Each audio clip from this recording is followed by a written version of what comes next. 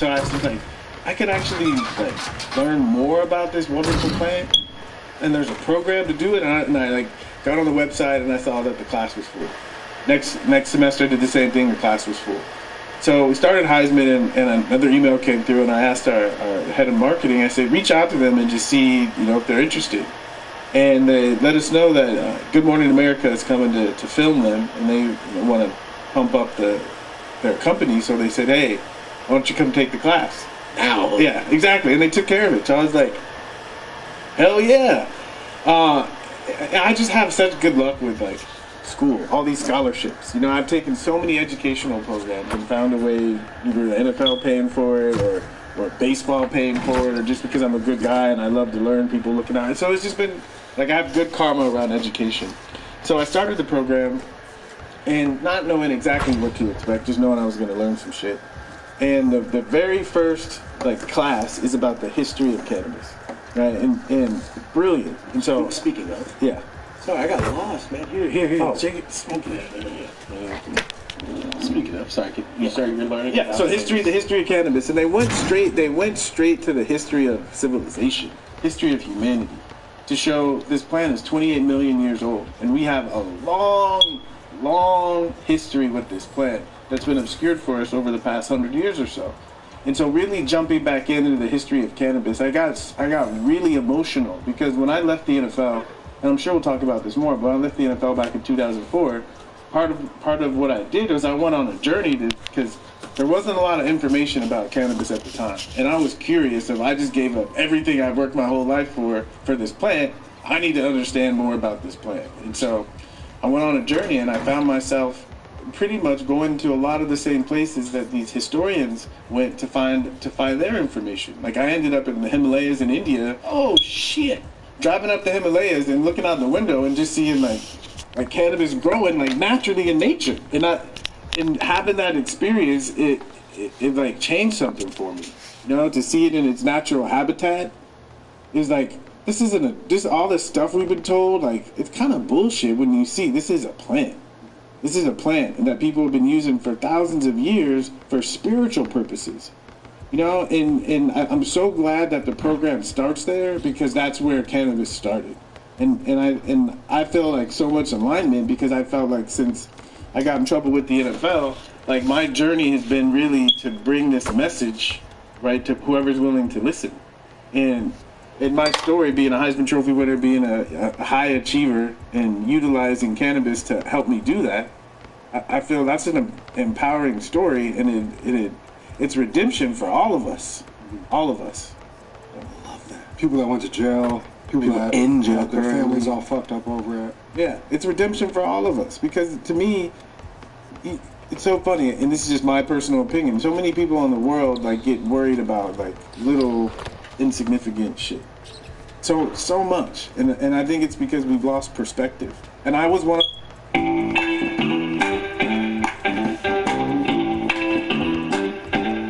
those people too. And I started smoking, and what it gave me was perspective. And it allowed me to see things differently and to make choices that allow my life to be more meaningful. And to me, like that's the greatest gift you can give to someone is the opportunity. And this is, I think, what you guys are doing, helping people find more meaning in their life. Yes, meaning of the things that happened in the past, and then thinking in the future. Okay, like because here's what I've noticed is when I look back at all the things that have happened to me in the past, it's obvious to me that they've been preparing me for what's coming now. Okay? And if we understand that, then we can start to realize all the crazy shit that happened in the past is like building us, preparing us. And it allows us to look in the future to get a sense of like where am I headed, so we can be part of that process.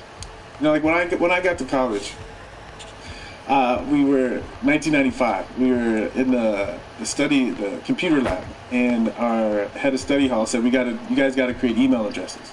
All right. And I raised my hand and I said, "What's email?" First day of college? Yes. Then she broke it down for us, and I was like, "What am I gonna choose?" And I was like, Heisman, right, as a goal. So my email address was Heisman at u.texas.edu. And 4 years later, I happened to win the Heisman. But that's what I was saying. I had an image of like, where am I headed? And I started to like build towards that image. And so much of it was when I had a bad game. I'd go home and I'd smoke a little bit, and I'd let go of the bad, like the feeling of having a bad game, and I'd start to like engage and okay, who do we got next week, and can I imagine myself? And it would work every time. Manifestation. Yes, exactly. And people talk about manifestation, and they talk about spirituality, but they don't talk about it, I think, with cannabis enough. Because to me, what happens when people try to do visualization or materialization, they're trying to create something positive, but they have all these negative thoughts. And so the positive thoughts, they go out there, but the negative thoughts, like, eat them up. Right? There's doubt. But when you smoke and you, like, let go of the bullshit and you have more mindset, that's the time to visualize. Because you're not bogged down by all your doubts and all your fears. You're open to more possibility. It's a different vibration. It's a different vibration. Yeah, it's like with mushrooms, like you better be chilling because those vibrations and frequencies are gonna fuck your trip up if you're worrying about this and worrying about that. I remember when I started first getting really deep into weed, really doing that, people thinking I was fucking crazy talking about it. Yeah. Like, no, you don't understand. I'm in the fucking Bentley in Cali. You know, and it's just different. Yeah. Like, you really feel exhilarated by it. You're really there. It's really mine. Yes. I really have something I'm working towards. And Yes. the feeling of having it, I know what it feels like. That's what I'm working towards. Yes, that. And the problem is, though, is that you got to take that back into when you get up the next day and really start to, like, use that inspiration to take action. Exactly. You know? And I think that's, like, but because of the stigma and the taboo and people are told that it makes you lazy, then they, like, act like it's true. But the reality is, it makes you lazy so that you can let go of the bullshit and receive a vision so that you know what to do. If you're a beast, you're going to be a beast. Exactly. No matter what. I've been telling me and my girl have been having this back and forth for the past fucking 50 years. I've been saying from the start, like, if you're going to be a lazy motherfucker, that's just your path. Yes. 100%. I'm going to have a psychotic work ethic. This is just going to help me get my zone. Yes. That's what I'm Yeah, I smoke weed while I do orders and edit. Like, the fuck? Yeah, dude, it's the work. It is always the work ethic and the mindset of a person because I know a lot of people that smoke weed all day, every day that are constantly working and building businesses. Yeah. You know? So, but this, what I'm saying is, to me, people might think this is crazy. I think that's more of how it should be. Yeah. How it should be. I mean, not forever, but the way I think of, I'm always thinking about this. Like, what is this? What is going on? And one of the things is it's a feminine plant. We all know that. And it puts us in touch with our feminine side, meaning our feelings, right? And when people smoke and they say they get paranoid, it's because they always are stuffing their feelings. You should be, bitch. Yes. It's fucking scary out here. Yes. Yeah. But it's like when we smoke, they're just aware of the stuff that's already in there. And the paranoia to me is just it trying to like come to your awareness so that you can do something. Yeah. It might overwhelm people.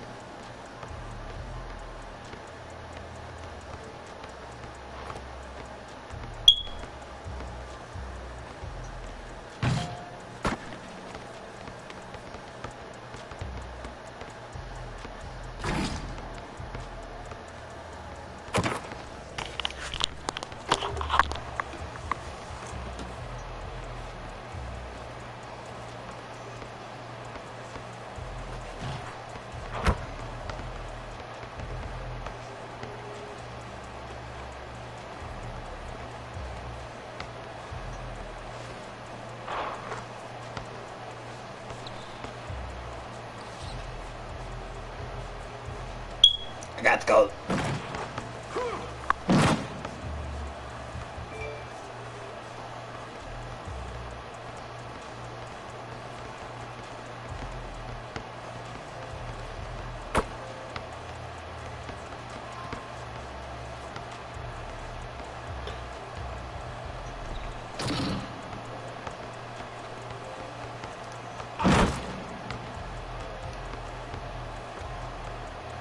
Hey gang, what I'm about to be doing today is showing y'all how to load and unload a Glock.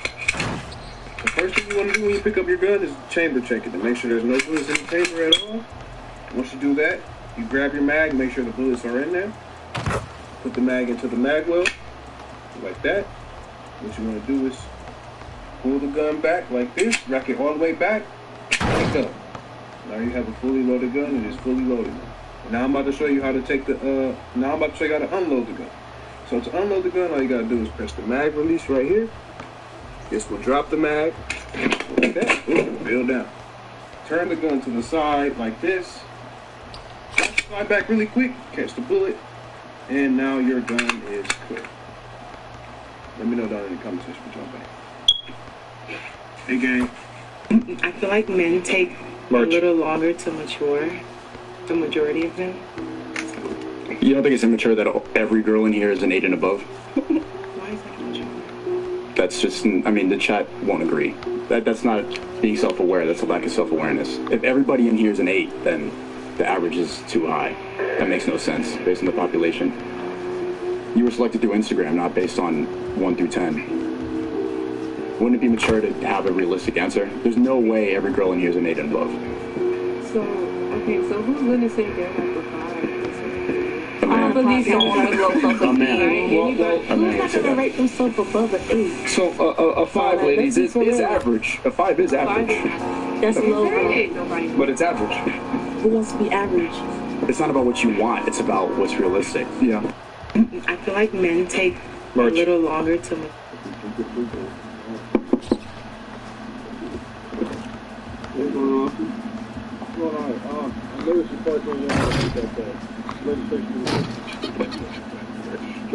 He looks. You know the thing about dealing drugs is that it's completely unnecessary in the modern world. I know a lot about dealing drugs. I'm not going to say I previously dealt drugs, but let's just say I know a lot. The problem with dealing drugs is as follows. It's not a stable income, right? So let's say let's give it really simple. Let's say you got 20 kilos. You've read a book about this. Yeah. Let's say you have 20 kilos. Let's say for each kilo you move, you make 10 G's, right?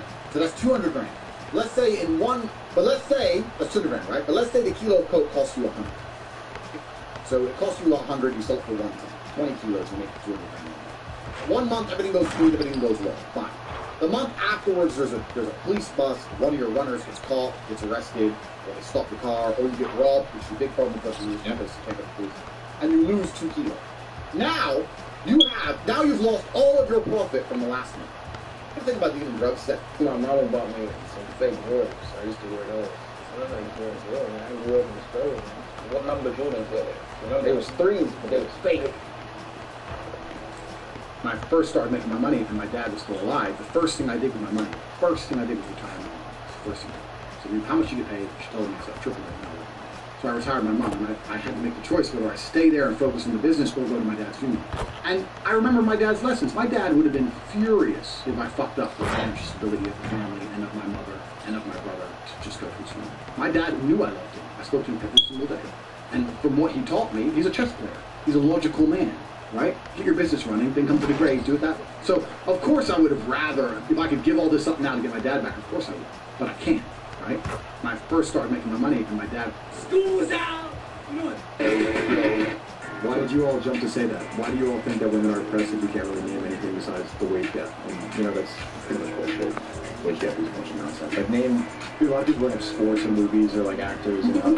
Name one WNBA player besides the one locked up in Russia. Okay, for example, you have WNBA. You've never watched the WNBA. Ever. None of you guys all watch Keeping Up with the Kardashians. You have never watched WNBA. I do not. Bitch. But that's why you get paid less. Same thing with movies. They talk about actors, but all the good movies have male leads.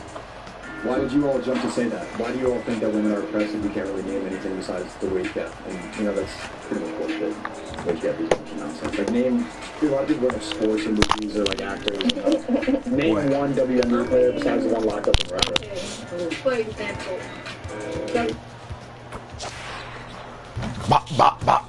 Switch. I like that. Swish.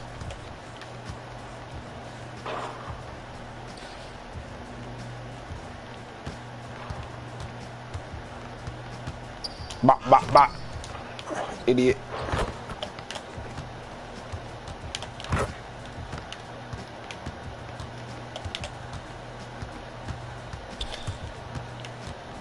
How you dropping?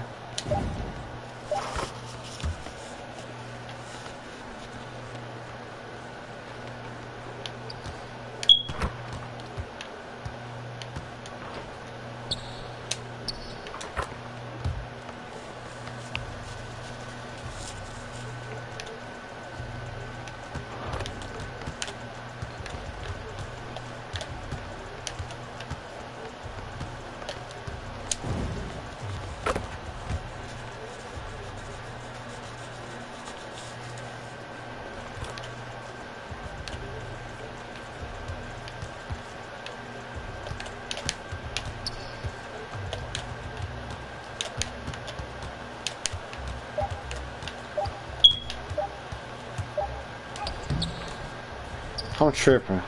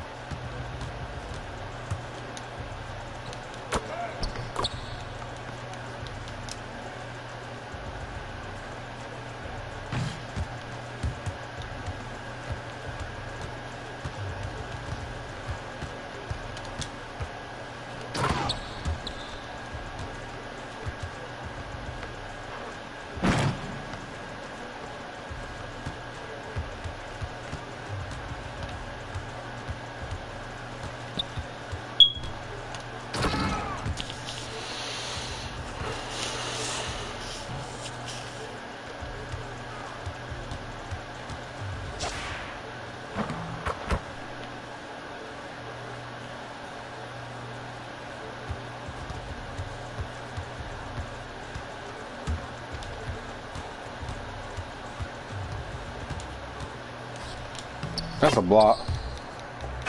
Should have been off my damn fucking foot. Smack everybody in this bit. Idiot. Go fucking day talk. Yeah.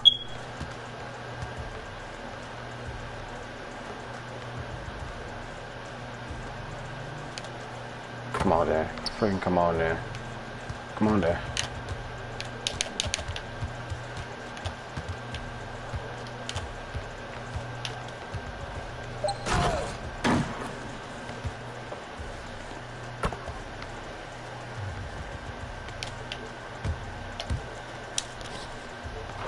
I swear to God, bro.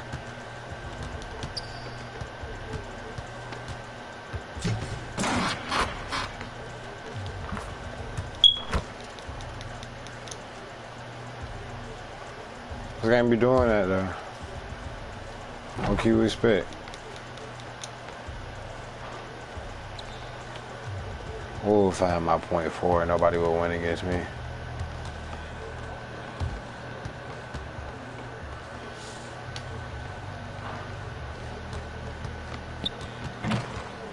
Nigga can't even shoot a 3. You suck.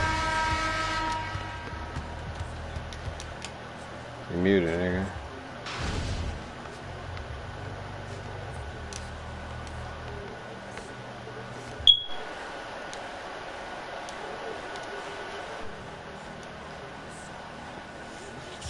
That just made me mad.